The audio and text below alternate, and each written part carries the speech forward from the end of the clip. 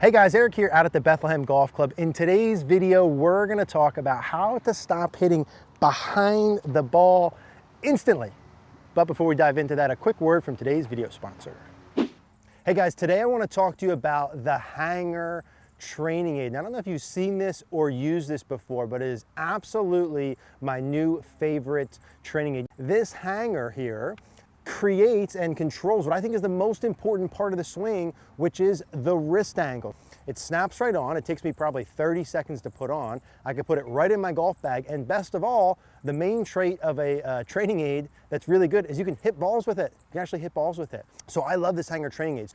I've been using it probably for the past 6 to 7 weeks in my own game. You may have seen me in videos talk about, hey, I'm really trying to get my left wrist flat at the top. Look at when I do that well, how that sits on my forearm. Now watch when I cut my wrist, how that comes off. Immediate feedback for where my wrist angle's at. I like to use this even during my takeaway. When I set it up here, I like to keep it between my arms during my takeaway, press it against my left wrist for flat left wrist at the top, press it more against. Look at when I press it against, how that shallows my shaft, that keeps my club face square to close, helps me hit from inside. So I absolutely love this. I firmly believe that this is good for every single golfer. There's no one that can have too flat of a left wrist. One of the few things that all good ball strikers have, we're trying to have. Flat left wrist, right? Super easy to use, incredible immediate feedback. With the coupon code GogornoGolf.com, it's only $59, and I can actually hit balls with it and get instant feedback. Yes, I don't know if you can hear that, but that's about as compressed as I can hit a ball. And that's the main point of this hanger. Iron compression. You're gonna absolutely love it. We'll put all the details down in the description down below. All right, guys, so let's talk about how to stop hitting behind the ball. Now I've got my trusty 8-iron here, and we know when we're trying to hit an iron, right, the ball's on the ground. For me to get the ball up in the air and towards my target, I need that club head to travel downward into the ball to the point where the club hits the ball first, and then the ground just underneath and in front of the golf ball. Right, and so some of these visuals we'll put on the screen, you'll see how that club head needs to descent into the ball right on a certain arc height and a certain angle to the point where we hit ball first, ground second. So when you're hitting on grass, you're on the course, you can look at where the back of your divot starts, and you want that to start at or just past the ball. Now, unfortunately, and many of us have experienced this shot where for various reasons we'll go over, the club head actually hits the ground behind the ball. So I get this fat shot, it goes way shorter than normal, no power, it doesn't feel good, and it's no fun. And so what we're gonna talk about today is the one drill that I really like to use. We use this a lot on GogornoGolf.com as a starter point to learn how to hit ball first. And really there's 3 things in terms of the motions that are gonna contribute the most to fat shots or hitting behind the ball. So the first thing I'm always looking at if someone tells me that I'm hitting behind the ball is weight. Weight shift, weight transfer. The simple version of this would be that the more weight I have to the right, really at any point in the swing, but in particular during the downswing, the higher odds that I hit behind the ball. If that's true, then that means that the more weight I have to the left during the downswing, the higher the odds that I hit ball first, ground second. Now to make that easiest, I would suggest, I've got my trusty 8-iron, like I said, I like to practice my 8-iron. At the setup position, I'd start 50-50 with my feet. If I was gonna lean anyway, I'd go 55 to 60 on my left. I wouldn't advise starting more on your right. If you start more on your right and you're able to shift really good, perfectly fine, but then you're probably not watching this video, right? You're probably hitting the fat shots. So I would say neutral to start, maybe 55. Again, I'm less concerned with where you go on the way back, so long as you come good on the way down, but let's say during the downswing, I want to be pushing down and forward into my left leg and pushing my weight forward. So by the time I'm at impact, I might have 70 to 80% of weight on my left foot. Now, if that's the case, when I go back early, if I go way to the right, again, I'm okay with that as long as you go way back to the left. If you're able to do that, again, maybe not watching this video, so let's assume I want to stay fairly centered at the top, I don't even mind having a little more weight forward at the top, as long as your head doesn't go forward with it. But in particular, we want to make sure the weight goes forward. So as a simple checkpoint, you can start to look at the finish of your swing. If you're out playing golf and you don't look like these pictures on the screen, if you don't look like me at the end here, odds are your weight's too far back and you need to have it go more forward. Now, as you start to hit with this, I've got this little great wall that we use here. Now, this isn't the easiest drill to start with, but it's very effective. So as we're gonna finish talking about the weight transfer, I set up these 3 golf balls behind my golf ball, about a grip behind. Now, I would say this is like a medium level to start with. I probably wouldn't go any closer. You could go a little farther away, but when you're practicing, if you're able to get the club head to miss these golf balls, which are high up in the air, that club head's gonna travel downward towards the ball. We get the descent part right. So as we're feeling weight shift, I've got these 3 golf balls and I've got 8 iron. What I'm gonna start here is 2 things. When I start down, I wanna push hard into my left foot, push my weight forward.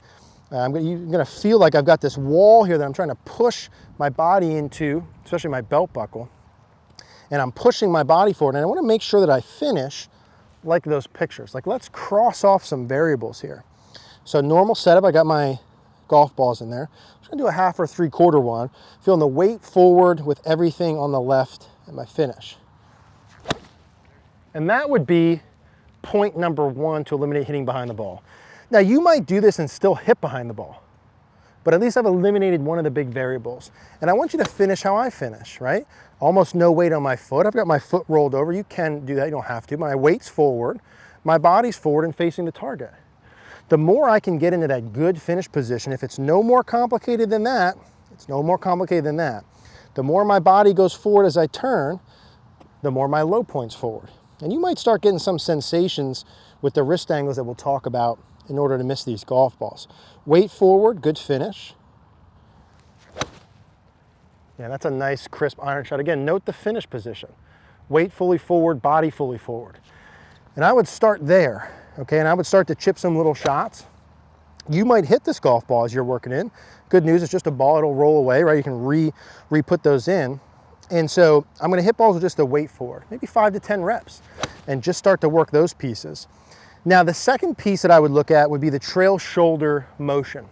And I would look at this to say, hey, the more forward and under I can get my shoulder, get my right shoulder to point towards the target, the more my low point moves forward. If my right shoulder stays too far back, or my right shoulder goes too far down and back especially, I'm gonna hit behind the ball. So I want the shoulder to work underneath my chin and forward. So I want weight forward, shoulder forward. Weight forward, shoulder forward. And this would be piece number 2. Got my setup station in there. I'm gonna push my weight to the left, right shoulder forward. So by the time I get done, I want to see this right shoulder pointing towards the target. Now notice I don't have this right shoulder super high. My right shoulder's still down, a little lower than my left, but it's forward towards the target. And the point of that is to move that low point forward. So the weight moving forward helps the club hit more forward instead of behind. The shoulder forward helps the club head hit more forward instead of behind. And right now, this little golf ball is taking care of the height. Okay, the height of the club. Because I can have my low point forward and get the club head too far down towards the ground too early. Arc height. Okay, so that takes care of that part. Weight forward, right shoulder towards the target. Weight forward, shoulder forward. And those are nice, crisp iron shots. So the same sort of thing, I'd work through that and use it as piece number 2. I want you to keep this as simple as possible. I'm giving you a little explanation so you understand it, but if you can just think weight forward and never hit it fat again, stop there. If you can think weight forward, shoulder under, never hit it fat, stop there. Understand anytime your shoulder stays back and or goes too far down too early, we're gonna hit back here, underneath. The last thing I would look at would be the wrist angles. Okay, you're probably gonna have a sense with this wall here, like the club head comes a little bit up a little sooner than normal with a little bit of hinge. That's not necessarily the point of this. It's okay that it's in with the drill, but you might feel the club head come up a little bit. But what you're really gonna notice when you work down, like the images we have on the screen, how you're able to retain some of these wrist angles a bit longer to the point where that club head stays over the golf balls, and the full release is really happening at about 45 past impact. You'll see some of these Adam Scotts where it's beautiful wrist angles, release them here. Now by wrist angles, I mean that right wrist is staying bent back. So my knuckles towards my forearm, a bit more, a bit longer. And also I feel the thumb, a little bit of vertical hinge, a bit more and longer if you're someone who hits behind the ball. So it's kind of knuckles back to my forearm, thumb up towards my shoulder. Knuckles back to my forearm, thumb up towards my shoulder. So I'm feeling that right wrist back and up a little bit longer and releasing that out here. You can overdo that, but let's get to that point, right? If we're hitting behind the ball, we've got a bit to go there. So I've got weight forward, I got my shoulder towards the target, and I feel my right wrist bent back and up a bit longer. And if you don't have to think about that and it happens by just missing the balls, that's perfectly fine, but that's what we're looking for. Weight forward, shoulder forward, right wrist. Yeah, that's the best one. Yeah, I felt like that right wrist was bent back a little more, a little longer. Now, in reality, of course, that right wrist is throwing, right? That right wrist is gradually bent back less and less. You can see by impact it's still bent, but then it's thrown by here. But because you likely throw too early, you're gonna feel like it's bent back longer, okay? Weight forward, right shoulder forward, right wrist bent back and up. And if you don't like right wrist feels, you can feel the same with the left. So if I bent my right knuckles back, my left knuckles away from my forearm and thumb up towards my shoulder. Bent back and up. Back this way and up towards my shoulder. Back and up. Okay, one more. Weight forward, right shoulder towards the target, wrist angles. Never hit behind the ball. Weight forward, right shoulder, wrist angles. And those are about as crisp as I can hit them. Now, obviously, I'm not looking at your golf swing, right? So there's a little bit of an inherent guess as to what's going on, but I would bet that those three things would cover 80 to 90% of people who hit behind the ball. And so I would start with those first. If you still struggle with fat shots, I would join CogornoGolf.com or get coaching somewhere. I would, CogornoGolf.com, you can send in your video so we can see, hey, okay, you're hitting fat shots because of this, and give you drills to fix those. If you want to check CogornoGolf.com, we'll put that on the screen. We'll also put a similar card for a similar style video. Thank you guys for watching.